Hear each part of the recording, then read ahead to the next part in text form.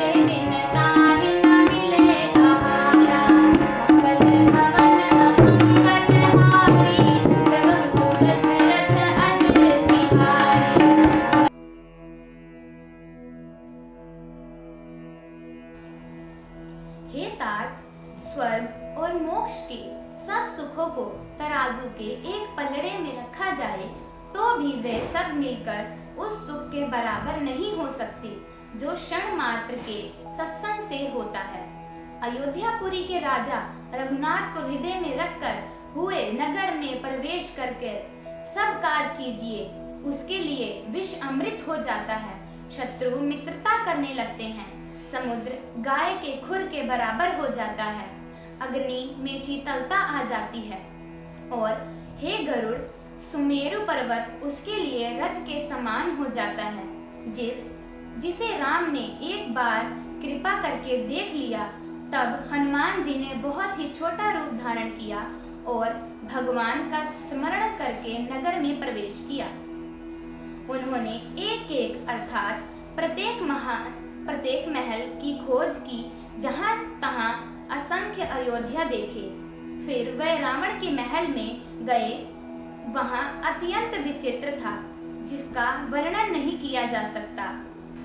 हनुमान जी ने महल में रावण को सोया हुआ देखा।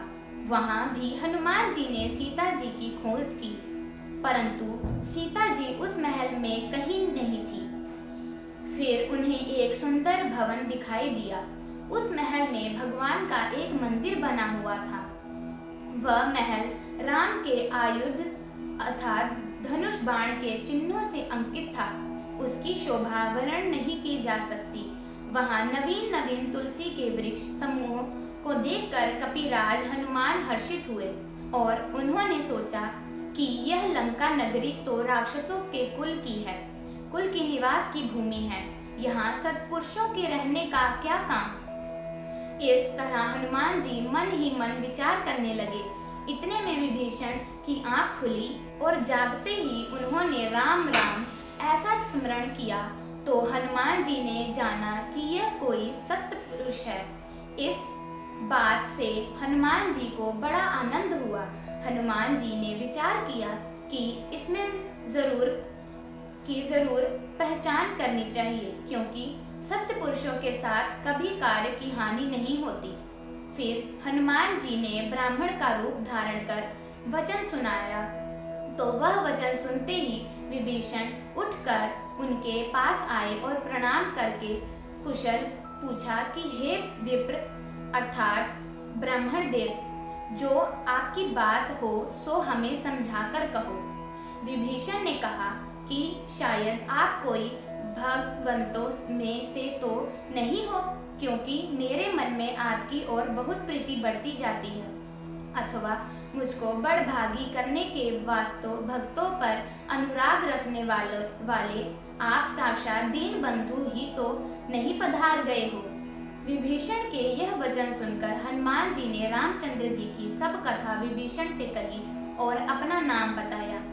परस्पर की बातें सुनते ही दोनों के शरीर रोमांचित हो गए और श्री रामचंद्र जी का स्मरण का आ जाने से दोनों आनंदमय हो गए।